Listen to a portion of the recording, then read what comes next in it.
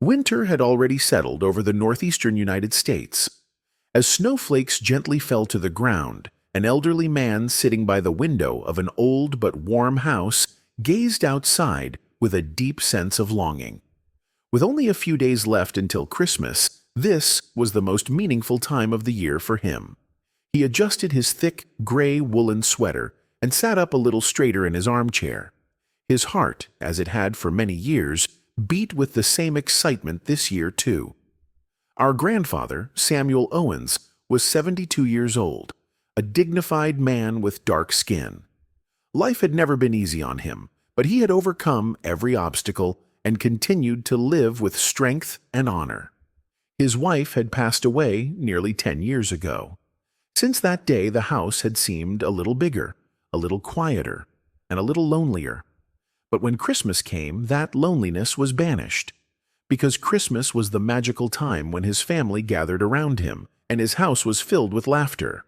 Samuel had 3 children, his eldest son, Michael, who worked as an engineer in Germany, his middle daughter, Vanessa, a teacher at an art school in Poland, and his youngest son, Jordan, who worked at a software company in Germany. They all had their own families and lives. Samuel had 5 grandchildren, and their joy was the greatest source of happiness in his life. When Christmas came, his children and grandchildren would come together, sit by the fireplace, reminisce about the past, tell joyful stories, and show each other their love. That meant everything to him. As the clock struck 3 in the afternoon, Samuel slowly rose from his chair and went to the kitchen. He made himself a cup of coffee and sat down at his old wooden table. In the center of the table there was a framed photo. It was from last year's Christmas. His entire family had gathered around, smiling broadly for the camera. When he recalled that moment, his heart warmed. "It'll be the same this year," he murmured to himself. Deep inside, he hoped he would feel the same warmth again. His phone sat quietly on the old wooden table. He paused for a moment before touching the screen to open the messages. There were no new messages from his children, but something inside him felt uneasy. Maybe it was just worry. Maybe it was the feeling that this year might be like the others. He didn't want to send them a message and ask. As usual, they would reach out on their own when Christmas approached. Samuel took a sip from his coffee and looked out of the kitchen window. The snowdrifts beneath the street lamps reminded him of his childhood. He thought of the days when, as a little boy, he had celebrated Christmas with his family at his grandmother's house. Back then, the joy of playing in the snow and drinking a warm cup of soup was enough. But now, as he grew older, the source of his happiness had changed. For Samuel, happiness meant being surrounded by his family, seeing them, hugging them. With a smile, he sighed. "They'll come this year too," he thought. They hadn't missed a Christmas in years. His children had busy careers. His grandchildren had their schools and lives. But every year, without fail, they would come to visit him. Because Christmas was the time when family was together. Because Christmas was a symbol of love and connection.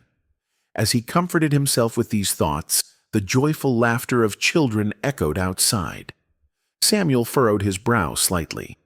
His neighbors had moved in a few weeks ago. While the sound of children wasn't unfamiliar to him, it wasn't something he had grown used to yet. He took a deep breath and leaned back, watching the children play through the window. He remembered how his own children used to play happily in the yard when they were little. Back then, everything was simpler. Life, perhaps, was easier then.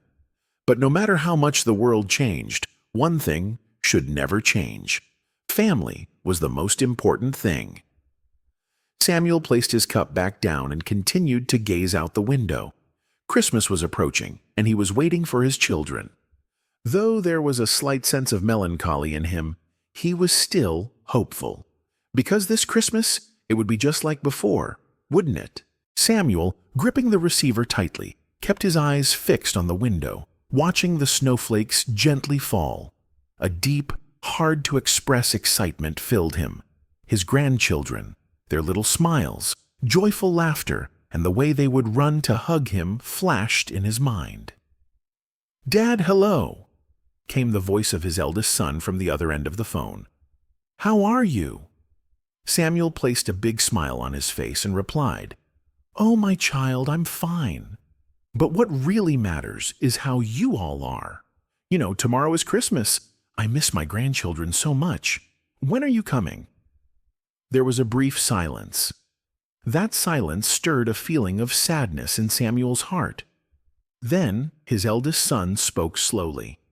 "Dad, we really wanted to come this year, but our work has been so hectic. We were too late to book the plane tickets. Everything is full. It's not easy to get time off from work either." The smile on Samuel's face faded. A heavy weight settled in his chest. So you won't be coming this year either," he whispered. He tried to hide the hurt in his voice but couldn't manage it.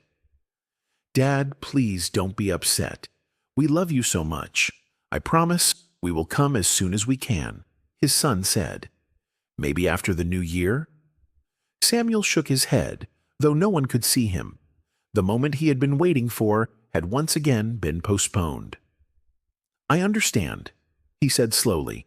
"It's all right. I don't want to interfere with your work. Dad, I know you're upset, but there's nothing we can do. You understand, don't you?"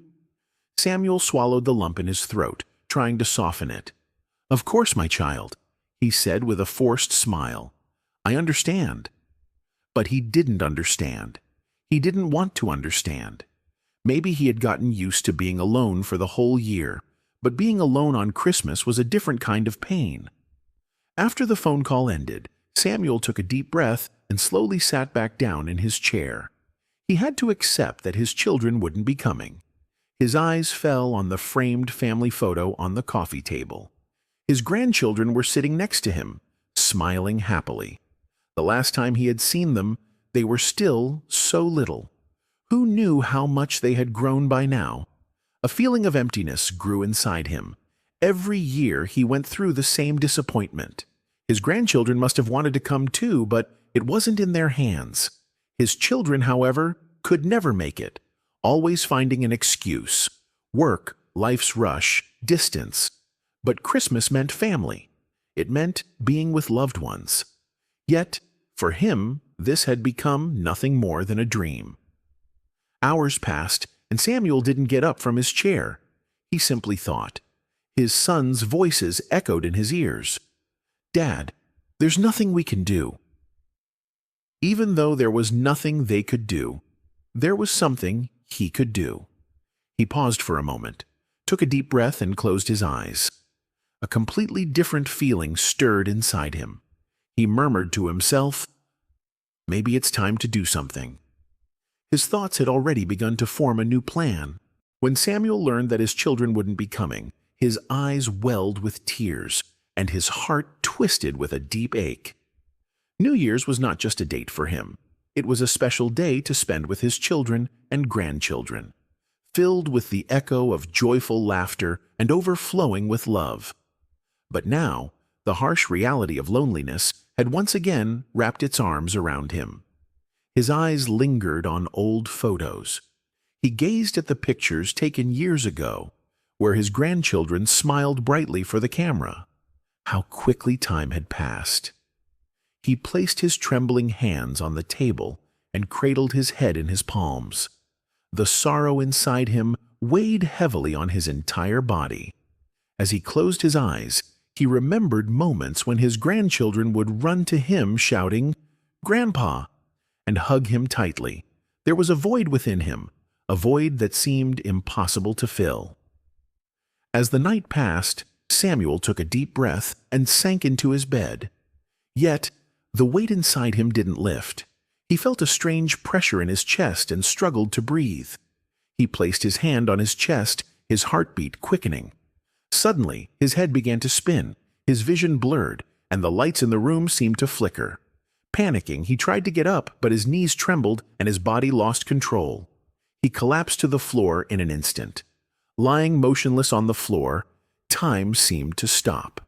In that moment, everything, the laughter of his children, memories from his youth, the most beautiful days of his life, passed in front of his eyes like a film reel. He wanted to scream from within, but no sound came out. He tried once more to open his eyes, but the darkness began to pull him in. After a while, silence settled over the apartment. The neighbors hadn't heard any movement from Samuel's apartment. When morning came, the postman knocked on the door but received no answer from inside. Suspicious, he called the building manager. When they opened the door, they found Samuel lying motionless on the floor. He was rushed to the hospital. When they arrived at the hospital, doctors, despite their best efforts, said he couldn't be revived. Samuel had suffered a heart attack, and he had closed his eyes for the last time. The nurses and doctors at the hospital were deeply saddened. Knowing that Samuel had died alone, felt as though a piece of them had been torn away. The hospital staff, reaching out to Samuel's phone, knew they had to contact his children. However, delivering such news was not easy. Even hearing the dialing tone filled them with dread. This news would bring the greatest sorrow to his children, who were miles away. The white walls of the hospital were not enough to hide the cold face of death. The echoing footsteps in the corridors, the hurried whispers of the doctors. The entire hospital felt silent and gloomy. In the early hours of that morning, the old man's body had already bid farewell to life. His heart had stopped, and despite the doctor's efforts, they could not bring him back. But the hardest task was yet to come, delivering the news to his children. One of the doctors, holding a trembling phone, took a deep breath. It was impossible to get used to delivering such news. Every time the same pain filled him. He closed his eyes, gathered himself, and dialed the number. The phone began to ring. 1, 2, 3. Then a sleepy voice answered. "Hello? Are you calling about my dad?" The voice belonged to the old man's eldest son. He hadn't yet realized that something was wrong. After a brief silence, the doctor began to speak. "Hello. I'm calling from the hospital. I didn't want to deliver this news, but—" His voice faltered for a moment. "Your father passed away this morning due to a heart attack. I'm so sorry for your loss." The silence on the other end of the line made it feel like time had stopped. Then a sudden scream was heard. "What? No, no, this can't be!" Then the voices of the other siblings rose. "We spoke to him 2 hours ago. He was fine. His health was good. What do you mean?" The youngest son sobbed as he screamed. "You must have made a mistake. Please check again. He's not dead. He can't be. He won't die." The cries and wails on the other end of the phone echoed off the cold walls of the hospital. The children didn't want to accept the painful truth. The doctor sighed and lowered his head. "We did everything we could, but unfortunately we couldn't revive him. I'm truly sorry for your loss." One of the siblings slammed his fist against the wall. "God, we've failed. We should have dropped everything and gone to be with him. We should have spent more time with him. Maybe everything would have been different." The other sibling, crying, continued. "Our father's big house is now empty. Who knows how alone he must have been in his last moments. I wish we could have been there." Regret was suffocating them. The visits they had postponed, knowing that one day they would lose him, had now been canceled forever. They would never hear his laughter again, never be able to say, "We love you, Dad," again. The voice on the other end of the phone was now sad but formal. "You'll need to come to the hospital for the funeral arrangements. Also, please bring your father's identification and some personal documents with you." The children couldn't speak. Finally, one of them managed to say, "Okay." The phone call ended. A heavy silence fell over the room. The children, holding on to each other, were crying uncontrollably. They had planned to spend another New Year's apart from their father, but now there would be no more New Year's with him, because their father was gone. But there was something they didn't know. Was he really dead? The children, after hearing the news of their father's death, didn't want to waste a single moment. They quickly gathered, bought plane tickets, and set off for America. There was a great emptiness inside them, but at the same time, they carried with them a hope. They would have one last chance to see their father. They couldn't wait to reach their grandfather's house. They knew that going back meant leaving everything else behind. As they headed toward their grandfather's house, their hearts ached. Everything had happened so fast. Had they ever really shown how much they loved and cared for their father? Perhaps, in the busyness of life, they had thought everything could wait. But now, everything had changed. It was too late, and they would never be able to go back to their father. The only question running through their minds was, how did we get here so late? After arriving in America, they made their way to their grandfather's house. When they reached the apartment, the doorman recognized them and handed them the key. But when they stepped inside, they expected to be greeted by an atmosphere filled with life. They had no idea what awaited them as they entered the room. Suddenly, a shadow moved in the dark room. The children's eyes widened in disbelief, and just a few steps away, they saw their grandfather's figure. They nearly had heart attacks. In front of them, standing with a twinkle in his eyes and a smile both old and strong, was their grandfather. For a moment they couldn't tell if it was real, but then he noticed them and walked toward them with a big smile. One of the grandchildren, barely able to speak, murmured, "Grandpa, you..." The others immediately ran and hugged their grandfather. He embraced them, smiling happily. "Take it easy, kids. After all, did I have to die for you to come see me?" he said with a laugh. The children, in tears, clung to their grandfather. "Dad, why did you do this? You've taken years off our lives. Why would you do this to us?" Looking at them with his old eyes, their grandfather said, "What should I have done, kids? If I hadn't done this, you wouldn't have come here. Now look, you're here. You really came to say goodbye to me. If I hadn't done this, you might have waited years. But now, you came to see me." A silence fell over the room. Everyone felt the weight of their grandfather's words. It was true. No matter how busy life gets, sometimes it's hard to accept that the most important things can be overlooked. Now, they had spent time with their family again. Their grandfather had wanted to teach them a lesson, but in doing so, he had learned something too. "And there's one more thing," their grandfather said. "Look, work, money, all that stuff, it's temporary.